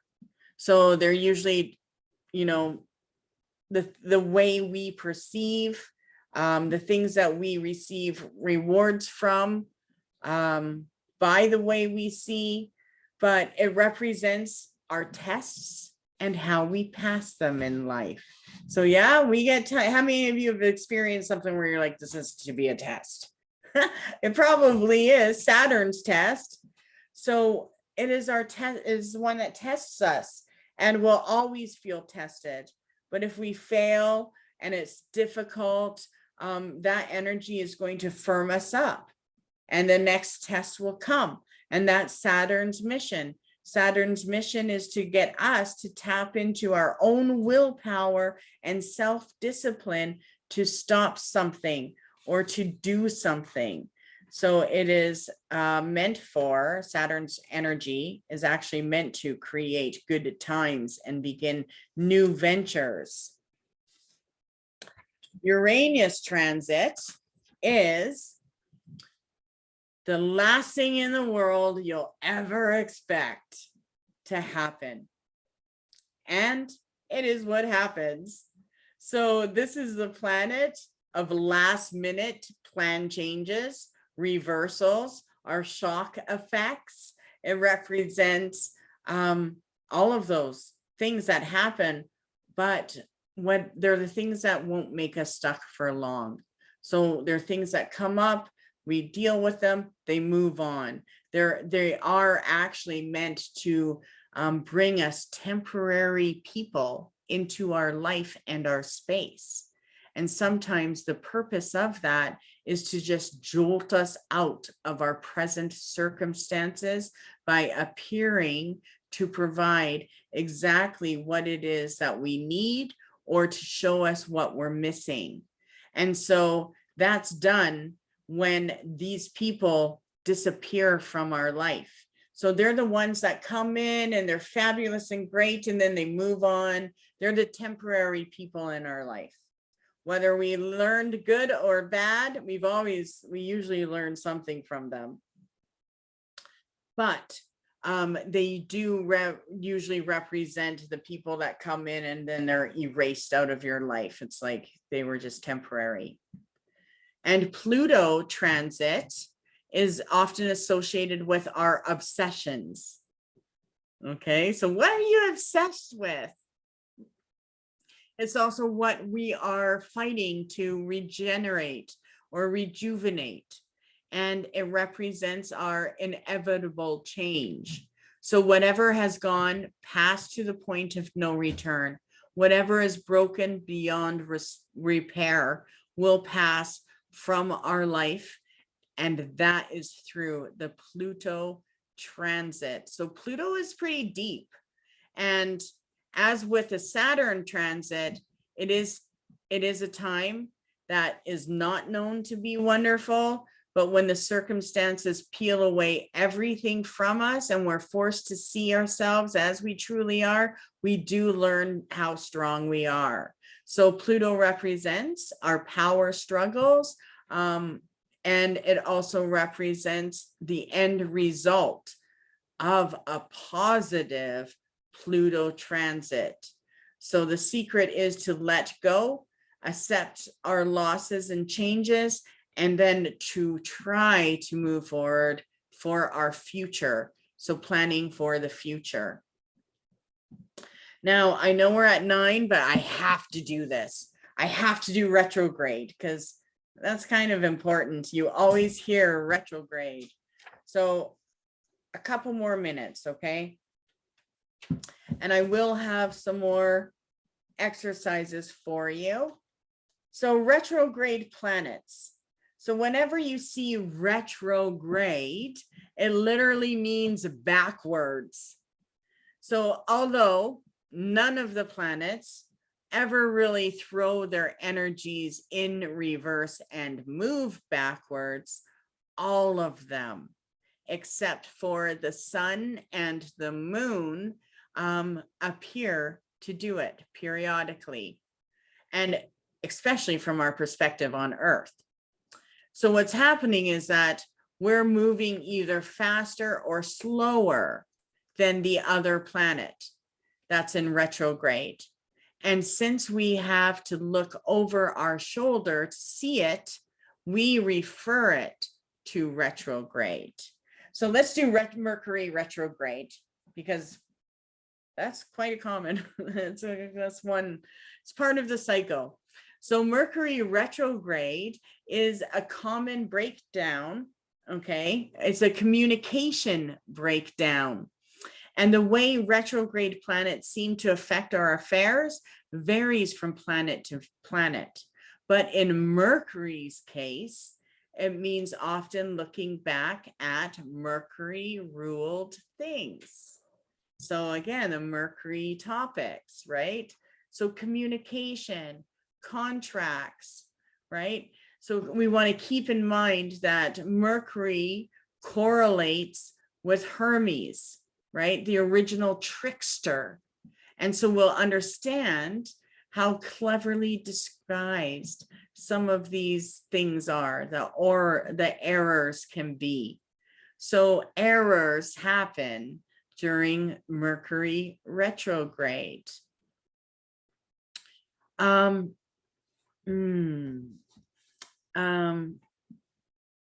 that's when communication becomes confused, things are delayed, letters are lost, or they're sent somewhere else instead, or they end up under the car seat for 3 weeks, or we sign a contract or agreement and find out later that we didn't have all of the correct information and what was signed was misleading in some way. We try repeatedly to reach someone on the telephone but can never catch them, or our communication devices themselves break down, electrical things get affected, information in some way is garbled. So it's all of these things that have to do with communication, and we feel as if our timing is off because of it, right? So our short trips often become more difficult, or we leave the direction at home or write them down incorrectly, right? So there's always some kind of miscalculation or misrepresentation or mistake. We leave the direction and it's changing, right? It's uncontrollable, it's beyond our control, and we completely forget about it. So we get influenced by this, and there's a constructive use for the Mercury retrograde. And that's one thing, is everyone's like, oh, it's so bad, but it actually isn't, because Mercury spends its time moving this retrograde, this backward, and this direct energy forward to create a beautiful amount of time that we spend awake and asleep. And it's about a third of our lives that the Mercury power is in play. So when the Mercury retrograde is in play, this is a period that seems to be a time where it's trying to actually stabilize things that have happened over the past 3 months. So remember I said how the sun influences our true self? Well, the Mercury retrograde represents the circumstances that have to do with the 3 months ago. And then it's all assimilating into our experience as it descends. And so whenever a Mercury retrograde comes up, a good rule of thumb is to try to confine activities to those that have reattached to the beginning of the word. So like reschedule, repair, return, rewrite, right? Restore, replace, renovate. So RE words are actually words of power during the retrograde. So Mercury retrograde has to do with communication breakdowns. And that's why you don't want to sign contracts. You don't want to buy a house. You don't want to do those things. So retrogrades of the other planets, with Venus retrograde every 18 months.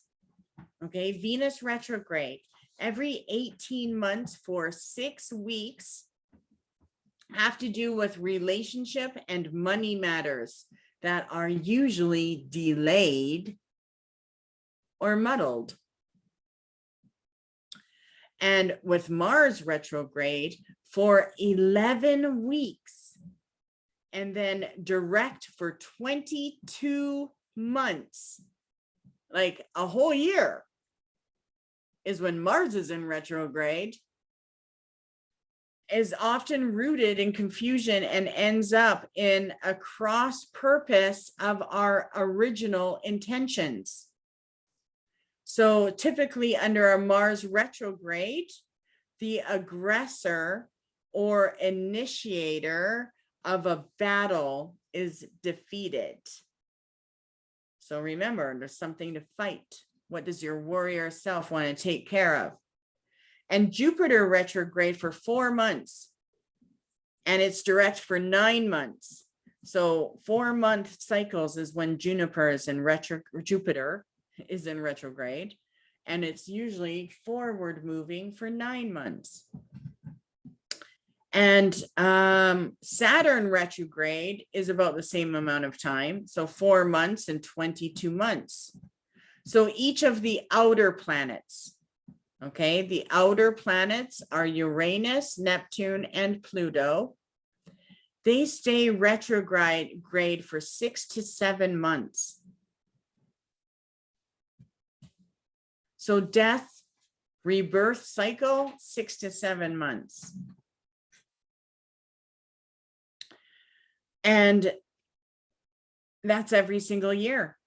So in general, remember that the actions that are ruled by a particular planet quite often need to be repeated or done over when the planet is in retrograde. So just make sure that what you're planning is something that you don't mind doing twice if you're doing it when those planets are in retrograde. There's also the moon of the void. Let me see where I want to end here. Void of course, void of course, because next class is our last one. So I want to make sure I'm not left. We did the moon's influence on it. Okay, so yeah, I just have one more thing to do. So let's go into moon, void of course. So in magic, even though this isn't a magic class, when something is moon, or when the moon is void of course, we don't do any magic. Ain't nothing gonna happen, okay? So the moon void of course. The moon orbits Earth every 28 days. And moving through each of the signs is every 2 days, okay? And as she passes through the 30 degrees of each sign, she visits with the planets in order by forming the angles and the aspects within them. And because she moves 1 degree in just 2 and 2.5 hours. So every 2 hours, a degree changes. Her influence on each planet only lasts a few hours. So she approaches this degree of the sign she's passing through, and she eventually forms what will later be her final aspect to another planet before leaving the sign. So from this point until she actually enters a new sign, so from one sign to the next sign, she is referred as being void of course. So the moon symbolizes the emotional tone of the day, carrying the feelings of the sign that she's wearing. And that is at the present. Remember, it's moment. And she rules our instincts. And after she has contacted each of the planets, she symbolically rests before changing her costume. So her instincts are temporarily on hold. So it's during this time that many people feel fuzzy, vague, scattered, drained. I get like totally drained, like gravitational pull, okay? And it's during that time where plans and decisions don't pan out. So it gives us that feeling of procrastination too. And without the instinctual knowledge, the moon provides us an energy as she touches each planet. And usually this energy tends to be unrealistic, or it feels unrealistic to us, which is one reason why we like to do the moon magic, because unrealistic things we send out there. So the traditional definition of void of course is that nothing will come of this. That's what it means. Nothing will come of this. So you don't ever want to do magic when the moon is in void of course. And it seems to be true. Actions initiated under the void of course of the moon is wasted. And it's incorrect. And it usually is, it usually represents the hidden or the missing energy of the manifestation. So don't do things on the void of course. It is the moon's reflection and her changing time. And that is a time to meditate. Void of course, meditate, relax, like sleep, anything that doesn't, you know, where you're not trying to activate power. So it is a time of rest. So with that, I'm going to pull us a card and end this. Now, let me just see before we go. What did we do? So we did all of that, exercise 3. Did you get an exercise with the midheaven and their functions, the angles and their functions? I'll have to check and see where I left. Yeah, I did have that on there. Okay, yeah, I did. And then you saw all of the other charts that were there with the different energies. Okay, so those charts are there. Good. I'm just looking at what I gave you last time. So this week, your next exercise book, let's see where the fun is. So we went over the zodiac, which I love, and the cardinal signs, the fixed signs, and the mutable signs. And just before we go with that, so you do have some exercises coming up. We're on page 32 of my 100-page workbook. So we're getting there. So, okay, one thing I want to share before we go.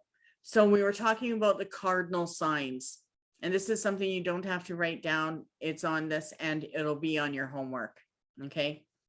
But cardinal signs, Aries represents I am. Cancer is I feel. Libra is I balance. And Capricorn is I use. Okay. For the fixed signs, Leo is I will. Scorpio is I generate. Aquarius is I know. Taurus is I have. Sagittarius, so now we're going to the mutable signs. So Sagittarius, I comprehend. Pisces, I balance. Gemini, I think. Virgo, I perfect. And then there's the elementals, right? So fire was Aries, Leo, and Sagittarius. Water is Cancer, Scorpio, and Pisces. Air is Gemini, Libra, and Aquarius. And earth is Taurus, Virgo, and Capricorn. Just knowing your elements can show you the magic that you're also meant to be practicing. Right? Earth magic is healing and wealth and tangible things. Air magic is intellect and future, right? And moving forward and pushing it through. Water is emotions and mutation, changing things and spirit.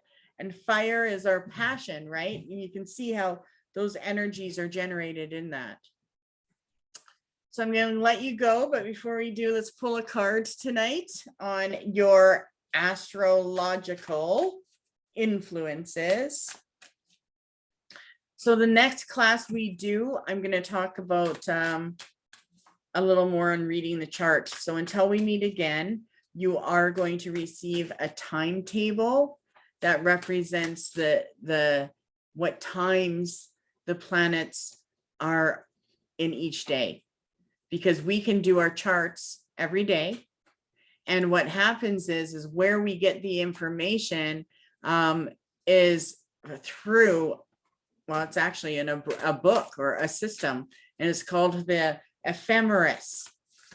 So I'm going to find out where I can get you. I'm going to get you a copy of it somehow, where I can find a printout or something.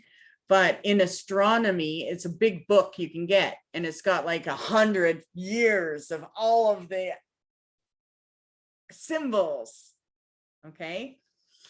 And so this ephemeris represents the astronomy and the celestial navigation. And it's a book with the tables that gives the naturally occurring astrological objects that are happening, as well as satellites in the sky. So it tells us the position and the possibility over time. And it's pretty interesting because we have each one of these planets influencing us every day. Like we look at the chart that we're born, but every day, everything we're talking about is in play. So it's pretty interesting. And usually it's it represents the year 1900s to like 2100. So it's like this huge data that's calculating the positions of the celestial objects, and we do our reports off of them. So I'll give you a little samples and see if I can find where I can get that for you. So I have for our card, true manifesting is about receiving what is of the highest good for all. I mean, that kind of works with astrology, because astrology does represent all of the influences that are there for the highest good of all. And we can tap into that. So let's see, before you go, let's see what tomorrow is. So tomorrow is full moon, and it's at 413. So to me, that is a magical number. My son was born at 413. So that's one of the universal numbers I get. Now the only thing about the timetables is you want to find one that's in our time zone, right? So that we can, a lot of times people's posts are all European, and it's like, that's not our full moon. Our full moon is happening here. So you do want accuracy of where we live. Okay. So starting tomorrow, oh no, tomorrow is still part of Scorpio. So our emotions are still going through exchanging right now. And then we go into the full moon, and that means that the moon goes from Scorpio into Sagittarius. And it's also a lunar eclipse. So when the moon is in Scorpio, that means that we have to delve into our feelings as deep as possible and desire meaningful exchanges on how it is that we are forced to change the things we want in our life. So we are meant to change things in our life right now. And our root chakra is in power. So know that you might not want sex, you might want lots of sex, you might feel like you need security. So all root chakra related, right? Okay, I'm gonna let you go. I kept you over, and I'll replay this. Will be out tomorrow. Your workbooks will be probably a couple days. Tomorrow's crazy for me. So I'll get the video sent out. With that, I'll let you go, okay? Thank you. Have a great night. Bye. Bye-bye.